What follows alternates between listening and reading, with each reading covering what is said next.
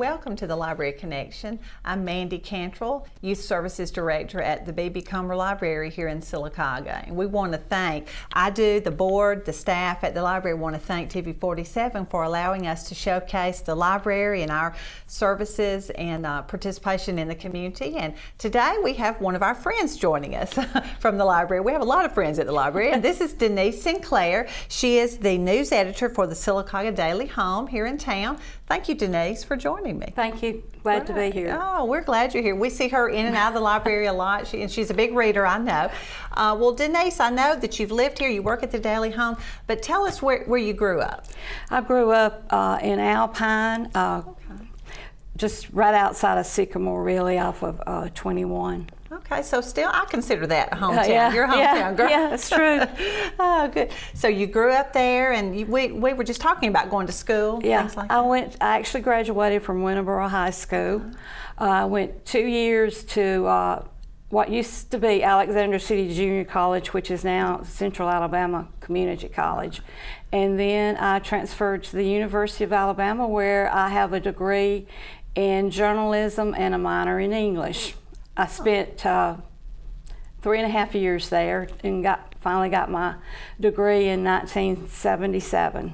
Great, great. Now you enjoyed your time at Alabama, I know. Oh yeah, I'm a big football fan. That pains me to hear you say that, because I'm an Auburn graduate, Denise. But I know you're a big fan. That's yes. great. That's great. Yes. Now you just told me your mom was a big fan at Alabama. Oh yes, she's a really big fan. She can't stand to watch them when they're losing, so she usually leaves the room.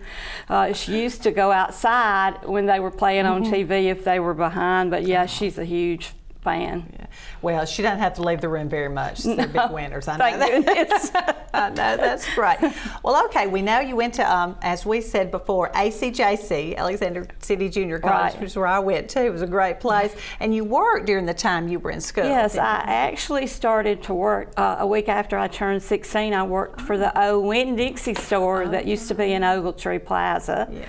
I worked there through 4 years in and out of college, and I also worked at the little grocery store that used to be out on 21. I think it was Associated Foods or something. Okay, yes. And then of course I did some work at the university in work study. But that's basically what I've done up until I graduated from college, and then I went to work for the Sylacauga Advance. I started out in advertising and eventually moved to news reporting and spent almost 7 years with the Advance, and then I took a year off and went to Florida in an effort to see if I wanted to do something else, and spent a year there and came back home and went to work for the Daily Home. I started in sports for a year, and then they moved me to Sylacauga to cover Sylacauga. And I spent 17 years down here, and then they moved me back to Talladega, and I did copy and layout and design for the newspaper on what they call the copy desk. And then late last summer, I had a chance to come back to reporting, and I decided I wanted to do that, so I got to come back to Sylacauga, where I spent most of my career. Right. Well, we're certainly glad you're back. Now I'm going to go way back to when you first started, because it sounds like you've done a little bit of everything in the newspaper business. Right. You said you sold ads. Yeah, the first year with the Advance, I worked under Chris Kramer. I'm sure a lot of people know Chris. Yeah. I spent a year doing that, and then like I said, I went to the news side of the paper and worked there for 5 or 6 years before, like I said, I took a year off and moved to Florida to try something else, and then I came back and worked sports. Covered everything from football to basketball to whatever they needed me to do. Right. Was that fun? Did you? Yes, I know liked you're a sports fan. Yeah. There was very few women actually writing sports back then. one of the girls I graduated with at Alabama was actually working for the Huntsville Times after she got out. So we would run into each other. But it was back then. It was mainly a male-dominated profession. So was it very hard being one of the few women? Or yes, it was. I actually got to cover the 1979 Alabama Penn State championship game, and I got to go to the national championship ceremony in Tuscaloosa. At Bear Bryant, I got to cover his press conference, and wow. I've had an opportunity to cover Bear Bryant, Dennis Franchione, Bill Curry, and Nick Saban during that time frame. Oh, that's exciting. I know you enjoyed that. Yeah. Lots of pictures? Lots of pictures, yes. I've got pictures of every one of those folks, and it's, you know, it's something that you don't forget, because a lot of people don't get the chance to do things like right. that, and I really enjoy doing it when I, you know, was on that side of the newspaper business. Yeah. You had that press pass to be able to go behind the scenes where Yeah. the rest of us don't get to go. Yeah, I actually got to cover a game at the Sugar Bowl one year, which was really great. And then I've actually covered, back then there was the World Football League. Yes, I remember. Birmingham had a team, and I actually covered some of their, wow. you know, games in Birmingham. So oh, that's fun. I've done, you know, I've even covered Auburn football. Oh, good. Oh, good. Well, yeah, when you're in sports, you have to do it all. You do. I'm sure you did a lot of high school, a lot of things like that, Yeah, some of that. we do more high school than we do college. Yeah. So I covered a lot of high school games in Talladega County. It was all of my work basically has been in Talladega County. Right. That's a lot. Even though just within the county, that's a lot of travel on a Friday Yes. night and Saturdays. Yes, and back then we had talked a little bit about this. When I started out reporting, there was no such thing as a cell phone, a computer, fax, email. You had to, you had to depend on the telephone or actually going out and covering something in person. So Right. it's changed so much, and that's really, we get news so much quicker today than, We do. because every one of us has a cell phone, and people let us know via Facebook and things like that, that Right. things are going on that, we don't have as large a staff as we used to, so that's good that we do have the ability to do a lot more, because with not a big staff, you can do a lot more. Everything's a lot quicker. Yes. Yeah. Well, we're going to take a quick break for commercials, and I hope you'll join us. We'll be talking with Denise Sinclair. This month's TV 47 Star Student of the Month from Fayetteville School is brought to you by Survival Prepper 101 and State Representative Ron Johnson. Congratulations, Darden Walton from Fayetteville School. This Star Student of the Month has been brought to you by Survival Prepper 101, State Representative Ron Johnson, and TV 47. At Fort Williams Pharmacy, you won't find motor oil, garden hoses, or mountain climbing gear. No, they don't have that. What they do have is a professional, friendly staff that understands your needs. Filling prescriptions is their primary business, and they take it seriously. They also have a drive-through window for your convenience and free local delivery. Most of all, Fort Williams Pharmacy knows your time is valuable, so when it's time to fill your prescriptions, you need it done fast, friendly, and accurately. Fort Williams Pharmacy, our family, caring for your family. This month's TV 47 Star Student of the Month from Sylacauga High School is brought to you by Curtis and Son Funeral Home and Fort Williams Pharmacy. Congratulations, Jalen Thomas from Sylacauga High School. This month's Star Student of the Month has been brought to you by Curtis and Son Funeral Home, Fort Williams Pharmacy, and TV 47. Hello and welcome back to Library Connection. I'm Mandy Cantrell from the library, talking with Denise Sinclair, who is the news editor at the Sylacauga Daily Home. And thank you again for joining us. We just got started talking about how Denise, the work that she's done when she first started in the newspaper business. Now tell me, how did you decide to be a newspaper reporter or work in the newspaper business? Well, like I told you earlier, I graduated from Winterboro High School. While I was there, I didn't want to take home economics. I think it's a different name now. Right. But anyway, I took every science and math course I could get because I wanted to actually go into the medical field. Okay. But Barbara Walters had become very popular on the TV back then as a reporter. So I decided I wanted to go into journalism, and I ended up doing that. So that's great. It's, you know. Have you always enjoyed writing? I do. I didn't do as much in high school, you know. We have to in English. Everybody has a lot. Yeah, but sometimes it comes real easy, and sometimes it doesn't. But most of the time I feel like, you know, it's something that I did go into the right field because it's something that I don't have a lot of trouble with it. So. That's great. Did anyone influence you? I mean, it might be teachers, Barbara Walters, yeah. as a woman in the area. Any of those people? Anybody influence you in writing or journalism? Not really, because we didn't have a journalism program, of course, at Winterboro. Mm-hmm. We had English, which my teacher in English was Ruth Tucker. The people at Winterboro will remember she was real tough, but she was fair. And so, you know, that's basically my English is that I remember her. And my first grade teacher, and a lot of people knew her, was Pauline Burnett at Sycamore. And she later became principal there. Okay. So, you know, I admired her, although she wasn't in the journalism field. She was always, you know, there for you and she remembered every name and every person that passed through. Oh my goodness. She was just amazing. We don't realize how much school teachers have an effect on us. That's true. That's absolutely true. That's great. So you decided no medicine. Yeah, all of Barbara Walters.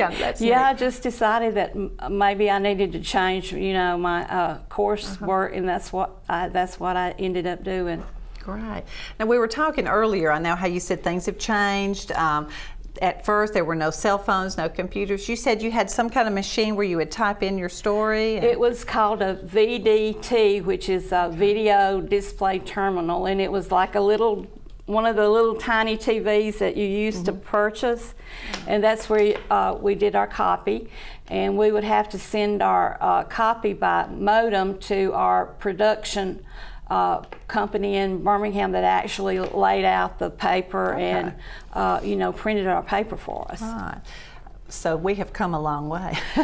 Yes, and one of the things that's interesting is we used to have an area in the Daily Home where that we actually had what they call typesetters. Okay. And so now everything's done on computer, digital photos. The pages are done on, you know, of course you read your copy and all that. Oh, yes. Still there's nothing better than proofreading. That's right. Spell check is not all, I mean, most of the time it's probably right. Yeah, we have to proofread our stories, and then they get read twice once they reach, you know, once we put them into the system, and we have somebody in Talladega that reads them after we get through with them. And of course, they have a budget meeting every day to decide where the stories are going to go and what's going to be on front, what photos, and you know, all kinds of things like that. A lot more goes into it than we know, I'm sure. It's true. It's you know, it's fascinating, like you said, to see how far we've come. Because no cell phone. You had your phone that you know, picked up. Yeah, you went somewhere and picked up a landline, right? And of course, photography, we had to use film. We used film. And it was a while before we actually got into color production of the paper. Right. But we would have to develop the film. They would take it and photograph it and cut it out and put it on a page, and it's just, you know, it's just amazing at how many changes have the newspaper business has undergone. It has. Well, I know at the libraries sometimes we hear, people will say, do you think libraries are going away with online books and things? I said, no, I really don't think so. I think people really still sometimes like to hold a book, or we're there to keep things organized, historical documents, all kinds of things. And the same with newspapers, y'all. There is an actual newspaper that's delivered, but there's also an online edition. So Yes. it's never going away. No, Right. AL.com covers the state, and they, it's completely digitized. Everything digitized. So, but we try to get as much of our copy online as possible. Like you say, you get the e-edition, but it's if we have a breaking story, we try to get the story online as fast as we can, so people will know it's coming, and you can buy a paper. The next day. My mother, who lives with me, she's 81. She likes to read the newspaper to me every day. Oh. As if you don't know what's in I know. it. That's what I want to say. Look, Mom, I've already read that. I put it on the page or something like that. So, but she loves.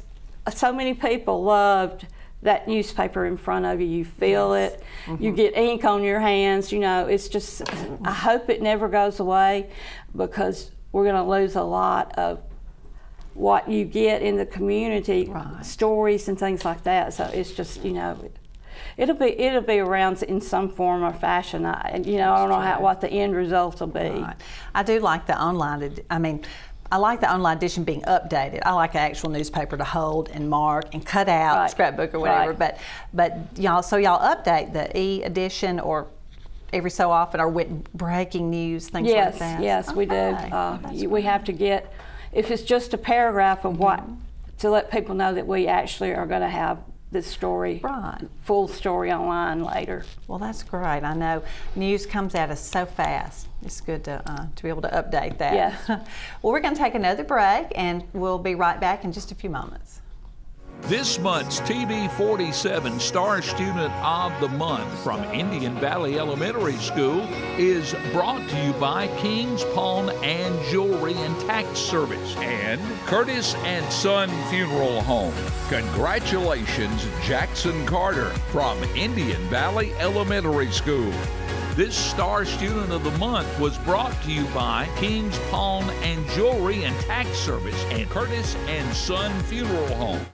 Recycling, it's nothing new, but how many of us actually do it? What's the point? Every time you toss out something that could be recycled, you're throwing away money. Recyclables are valuable, and when items like these are recycled, they are sold to businesses and made into new products. Alabama's recycling industry employs thousands of people, and more recycling equals more jobs, which equals more money put back in your local economy.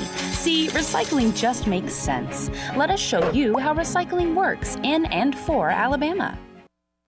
This month's TV 47 Star Student of the Month from Pinecrest Elementary School is brought to you by Curtis and Son Funeral Home and the Allen Company.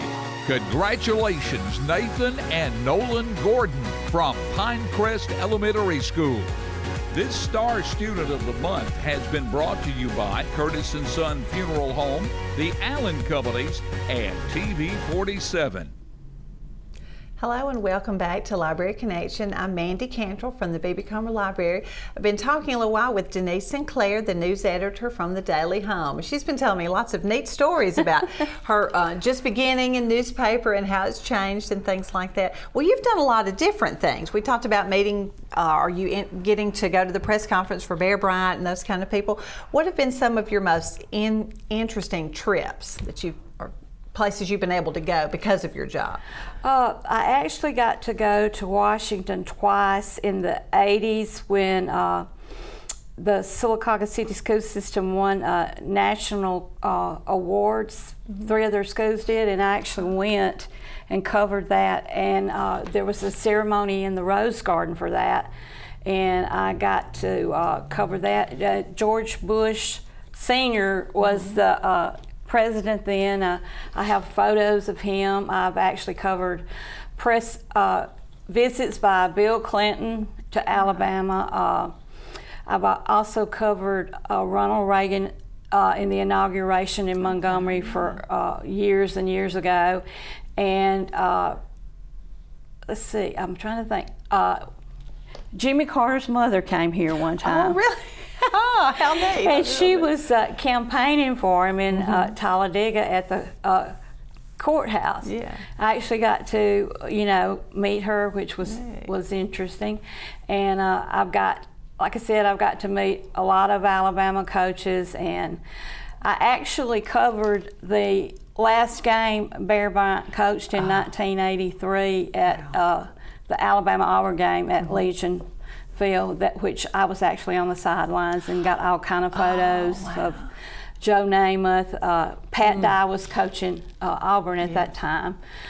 So, you get to do a lot of things that you wouldn't normally get to do if you were in a different profession than what I'm in. So.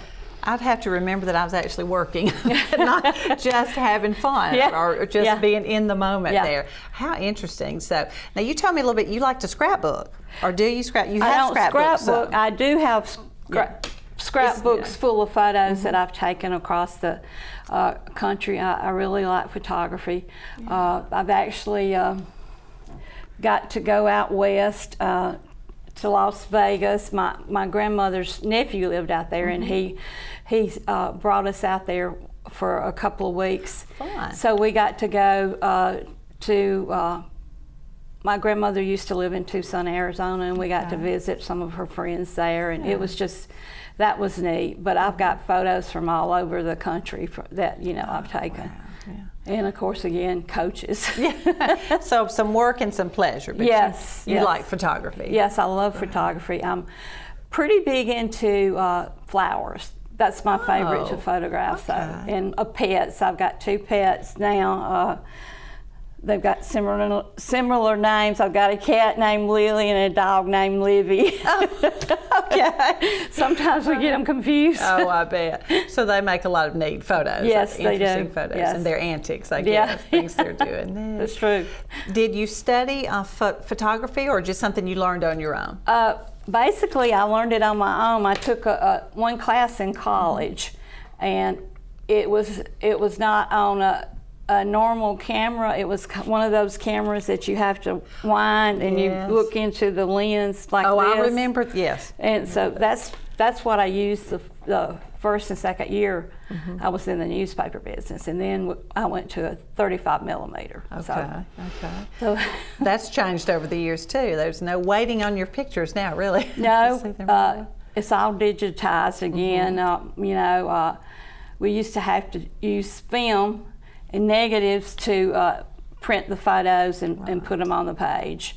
And today all you do is put the little thing in the photograph and at the drugstore, email it to Talladega, and they take it off and size it and get the color right and all that kind of stuff. So yeah, it's changed. Everything's changed. And I've actually been doing this almost 40 years. Oh my goodness. So Wow. I've been at the Daily Home 33 years. Oh so, my goodness. So I've done it a long time, and it's it's interesting. I mean, you really meet a lot of nice people. I bet you get to know a lot of people that again you wouldn't come in contact with unless you had this job. Right. I bet you know everybody in Talladega County, just about. Seems like you've met a lot of people. I've actually covered the Lincoln Council, the Talladega City Council, Chillsburg, Oak Grove, and Sylacauga. Okay. And I've covered Pell City 1 or 2 times their council meetings. So and county commission is just and here I do cover city here in Chillsburg too. So. Right. Well, you write stories for us, and we appreciate it. We always enjoy that. Thank you. Everybody wants to be in the newspaper. Yes, that's true. I mean, that's how you get the word out. And if they're not, they'll let you know when is my story or my photo going to run. I bet. Have you had any stories that were very difficult to write? And I don't know if because of the circumstances or just it was a hard story. I mean, I'm sure over the years there have been things that were easier, things that are happy, I would imagine would be easier to write than difficult. I like features better than I do hard news. It's just, you know, I think I do a pretty good job at features. Yes, you do. What hard news is, you know, it can be difficult at times because you want to make sure you get the story right.